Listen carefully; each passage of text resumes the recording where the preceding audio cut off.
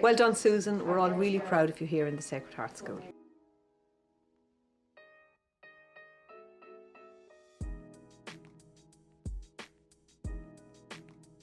Nobody deserves this more than Susan. Like, you know, she's a role model for lots of girls and lots of women, and it's great that she has been recognised. I can speak for everyone that knows her and has seen her play. We're all so proud of Susan. They say never meet your idols, but I'm delighted I did. She's a fantastic person on and off the court. My first and one of my favourite memories of her. Joe Shields from Moran when we were in school brought a few of us up to see her play in the Schools Cup final. I think she had 48 points out of 55. They won, they beat the other team 55 to something. An Irish player, female player being able to do that, we were all floored. Her jaws hit the floor. Like, she's still the all-time leading scorer in St. Joe's, which is an incredible achievement. A lot of players obviously go in, year out and haven't been able to beat her. That record stands for itself, really. You would just be in awe of how she played. What you'd expect me to say, you know, the day she scored, the whatever amount she scored, and that's probably a career highlight for other people, but that never really mattered to Susan. That would be something maybe that people don't get. If you can be that talented and that modest. It's not usual. When maybe she would have been told she wasn't tall enough, or, you know, every time she made from going from a school team to a Midlands team to an Irish team, she bucked the trend of post players, and it was through sheer determination and grit.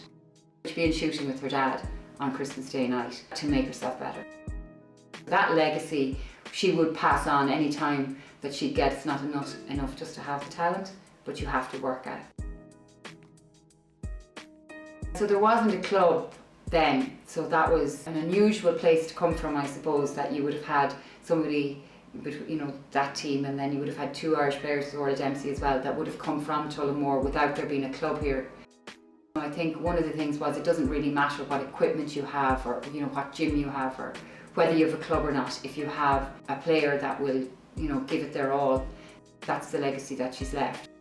One of the things I suppose that would have brought a tear to our eye was when they retired her jersey in St. Joe's at her last game, and they played the national anthem, which was lovely. I have to mention the WNBA, and, you know, getting selected for the WNBA, I'm sure she'd mentioned that as being one of her proudest moments. And, you know, I never followed Picks before or whatever, but we were very proud that we knew her and where she'd come from. For her husband Greg, for little Ashlyn as well, it's brilliant. Ashlyn is a fantastic role model in her mom, and a basketball player obviously in Susan. An Irish player from Tullamore to achieve what she has achieved is fantastic over in the States. Had a fantastic college career, be on the Liberty roster and then play abroad with every team, any team that wanted her, I suppose, and then go back to her college, and now she's an associate head coach. She's worked her way up the whole way. Well done, Sue. We're all super proud of you, and enjoy the evening. For everything that she's done and for everything that she's achieved, and because she's still basketball all these years later, you know, and it's not really what every young person wants, like that they're still playing and influencing others. So we're very proud.